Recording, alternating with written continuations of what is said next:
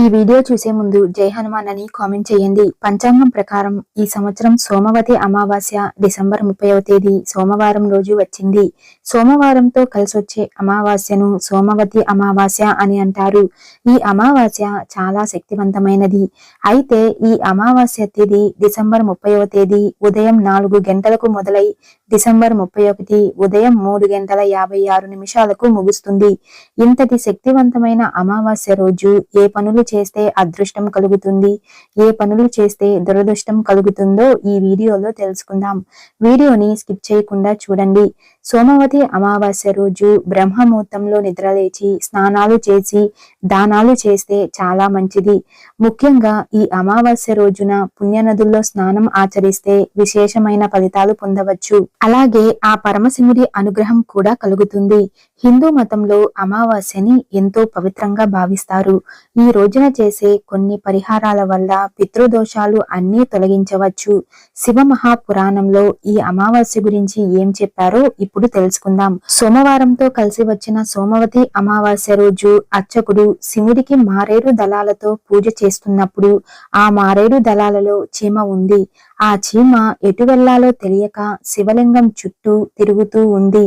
సోమవతి అమావాస్య రోజు శివుడు చుట్టూ చీమ తిరగడం వల్ల తర్వాత జన్మలో ఆ చీమ రాజుకు కుమార్తెగా జన్మించి భోగ భాగ్యాలు పొందిందని శివ పురాణంలో చెప్పబడింది. అలాగే ఈ సోమవతి అమావాస్య రోజు తెలియకుండా 2 కాకులు శివాలయం చుట్టూ తిరగడం వల్ల తర్వాత జన్మలో ఆ కాకులు ప్రమద గణాలలో స్థానాన్ని పొందాయి అని కాశీఖండంలో చెప్పబడింది.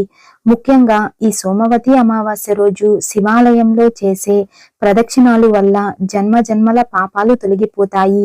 ఆ పరమేశ్వరుడు మీ ఇంట్లో కనకవర్షం కురిపించాలి అంటే ఈ సోమవతి అమావాస్య రోజు శివాలయానికి వెళ్లి 3 ప్రదక్షిణలు చెయ్యండి. ఈ రోజున శివాలయంలో చండీ ప్రదక్షిణాలు సోమసూత్రం చేయడం వల్ల మీ కష్టాలన్నీ తీరిపోతాయి. సవ్య అపసవ్య దిశలో తిరిగే ప్రదక్షిణాలను చండీ ప్రదక్షిణాలు అని అంటారు. సోమసూత్రం అంటే శివుడికి శివాలయంలో అభిషేకం చేసినప్పుడు ఆ అభిషేక జలం మొత్తం బయటకు వచ్చే మార్గం ఉంటుంది. ఆ మార్గాన్ని సోమసూత్రం అని అంటారు. శివాలయంలో ప్రదక్షిణాలు చేసేటప్పుడు ధ్వజస్తంభం దగ్గర మొదలుపెట్టి సోమసూత్రం వరకే వెళ్ళాలి. మళ్ళీ వెనక్కి వచ్చి సవ్య అపసవ్య దిశలో సోమసూత్రం దాటకుండా తిరగాలి. దీన్నే చండీ ప్రదక్షిణలు అంటారు. ఈ సోమవతి అమావాస్య రోజు సోమసూత్రం దాటకుండా చండీ ప్రదక్షిణాలు చేస్తే కొన్ని వేల సంవత్సరాల నుండి మీరు చేసిన పాపాలు అన్నీ నశించిపోతాయి. అంతేకాకుండా ఆ పరమేశ్వరుడు సంతోషంతో మీ కోరికలన్నీ నెరవేరుస్తాడు. ఈ సోమవతి అమావాస్య రోజు స్త్రీలు రావి చెట్టు చుట్టూ 108 ప్రదక్షిణాలు చేయాలి. ఒక్కో ప్రదక్షిణ చేసేటప్పుడు ఒక్కో ఎండు ద్రాక్షను రావి చెట్టు దగ్గర వేస్తూ ప్రదక్షిణాలు చెయ్యాలి. 108 ప్రదక్షిణలు అయిపోయాక రావి చెట్టు దగ్గర ఉన్న 108 ఎండు ద్రాక్షను ఎవరికైనా దానం చేస్తే మీకు పుణ్యం కలుగుతుంది.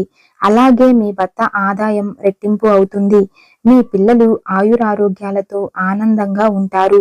రావి చెట్టులో విష్ణుదేవుడు కొలువై ఉంటాడు. కాబట్టి రావి చెట్టు చుట్టూ 108 ప్రదక్షిణలు చేస్తే విష్ణుమూర్తి అనుగ్రహంతో మీ కోరికలు అన్నీ నెరవేరుతాయి. ఈ సోమవతి అమావాస్య రోజు మీకు తోచినంత పేదవారికి దానం చేస్తే మీకు సౌభాగ్య ప్రాప్తి కలుగుతుంది. జన్మ జన్మల పాపాలు దరిద్రాలు పోగొట్టే ఈ సోమవతి అమావాస్య రోజు శివుడికి అభిషేకం చేసి శివాలయం చుట్టూ ప్రదక్షిణలు చేస్తే కోటి జన్మల పుణ్యఫలం లభిస్తుంది. అలాగే రావి చెట్టుకు ప్రదక్షిణలు చేస్తే అంతులేనంత వైభవాన్ని పొందవచ్చు. అనారోగ్య సమస్యలతో బాధపడేవారు ఈ సోమవతి అమావాస్య రోజు శివలింగానికి ఆవు పెరుగుతో అభిషేకం చేస్తే ఎంత పెద్ద అనారోగ్య సమస్య అయినా సరే వెంటనే తొలగిపోతుంది. ముఖ్యంగా ఈ అమావాస్య రోజు సూర్యోదయం కంటే ముందే నిద్ర లేవాలి. పొద్దెక్కే వరకు నిద్రపోతే మీకు మీ ఇంటికి దరిద్రం పడుతుంది. ఈ అమావాస్య రోజు ఇంటి ముందు గుమ్మడికాయను కడితే మీ ఇంట్లోకి నెగటివ్ ఎనర్జీ రాకుండా ఉంటుంది. అలాగే మీ ఇంట్లో ఉన్న నరదిష్టి మొత్తం తొలగిపోతుంది. ఈ సోమవతి అమావాస్య రోజు ఇంట్లో ఉన్న ప్రతి ఒక్కరూ తలస్నానం చేయాలి. ఈ రోజున తలస్నానం చేయకపోతే దరిద్రాన్ని మీరే మీ ఇంటికి ఆహ్వానించిన వారు అవుతారు. ఈ రోజున ఎట్టి పరిస్థితుల్లో తలకి నూనె పెట్టకూడదు. ఒకవేళ పెడితే ఇంటికి దరిద్రం చుట్టుకుంటుంది. సోమవతి అమావాస్య అంటే లక్ష్మీదేవికి అత్యంత ప్రీతిపాత్రమైన రోజు అని పురాణాల్లో చెప్పబడింది. కాబట్టి ఈ అమావాస్య రోజు మీ ఇంటి ఈశాన్య దిశలో లక్ష్మీదేవిని పూజించి నెయ్యి దీపం వెలిగిస్తే మీకు ఖచ్చితంగా లక్ష్మీ కటాక్షం కలిగి మీ ఇల్లు అష్టైశ్వర్యాలతో నిండి ఉంటుంది. మనకి పితృదేవతల అనుగ్రహం ఉంటే మన అదృష్టానికి తిరుగుండదు. ఎలాంటి పని అయినా సరే అడ్డంకులు లేకుండా పూర్తి అవుతుంది. అయితే మీపై పితృదేవతల అనుగ్రహం ఉండాలంటే ఈ సోమవతి అమావాస్య రోజు మీ పితృదేవతలను స్మరించుకోండి. అమావాస్య రోజున బియ్యం పిండిలో కొంచెం పంచదార కలిపి చీమలకు ఆహారంగా వేయండి. ఇలా చేయడం వల్ల మీ పూర్వీకుల ఆశీర్వాదాలను పొందవచ్చు. వారి ఆశీస్సుల వల్ల మీ కోరికలు అన్నీ నెరవేరుతాయి.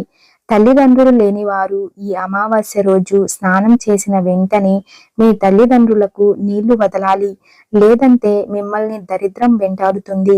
అమావాస్య రోజు ఎవరితోనూ అబద్ధం చెప్పకూడదు. అమావాస్య రోజు మీ ఇంట్లో ఏదైనా చెట్టును నాటితే చాలా మంచిది. ముఖ్యంగా జమ్మి చెట్టు నాటితే ముక్కోటి దేవతల ఆశీర్వాదం లభిస్తుంది. అమావాస్య రోజున నువ్వులతో చేసిన ఆహార పదార్థాలను పేదవారికి దానం చేయడం వల్ల శ్రీ మహావిష్ణువు అనుగ్రహం లభిస్తుంది. అలాగే ఈ రోజున ఉపవాసం ఉండడం వల్ల మీ పూర్వీకుల మోక్షం పొంది పుణ్య ఫలితాన్ని పొందుతారు అని పండితులు చెబుతున్నారు. గోమాతలో ముక్కోటి దేవతలు కొలువై ఉంటారు. మత విశ్వాసాల ప్రకారం అమావాస్య రోజు ఆవులకు ఆహారం పెడితే ముక్కోటి దేవతల అనుగ్రహాన్ని పొందవచ్చు. ఈ రోజున చేపలకు ఆహారాన్ని తినిపిస్తే మీ ఆర్థిక సమస్యలన్నీ తీరిపోతాయి. ఈ అమావాస్య రోజున వివాహం, గృహప్రవేశం, నామకరణం మొదలైన శుభకార్యాలు చేయడం నిషేధం. అమావాస్య రోజున స్త్రీలను, పేదవారిని అవమానించకూడదు. ఈ అమావాస్య రోజు వీలైనంత ఎక్కువ మంది నిరుపేదలకు సహాయం చేస్తే చాలా మంచిది. అలాగే అమావాస్య రోజు మీ ఇంటికి బిచ్చగాడు వస్తే వారిని ఖాళీ చేతులతో పంపకూడదు. అమావాస్య రోజు మధ్యాహ్నం సమయంలో నిద్రించకూడదు. అమావాస్య రోజు రాత్రి సమయంలో భోజనం చేయకూడదు. ముఖ్యంగా ఈ రోజున గెడ్డం తీసుకోవడం, గోర్లు కత్తిరించడం వంటి పనులు చేయకూడదు. ఒకవేళ చేస్తే దరిద్రాన్ని మూట కట్టుకున్న వారు అవుతారు. ఈ వీడియో మీకు నచ్చినట్లయితే లైక్ చేసి షేర్ చేయండి. ఇలాంటి మరిన్ని అప్డేట్స్ కోసం మా ఛానల్ ని సబ్స్క్రైబ్ చేసుకోండి.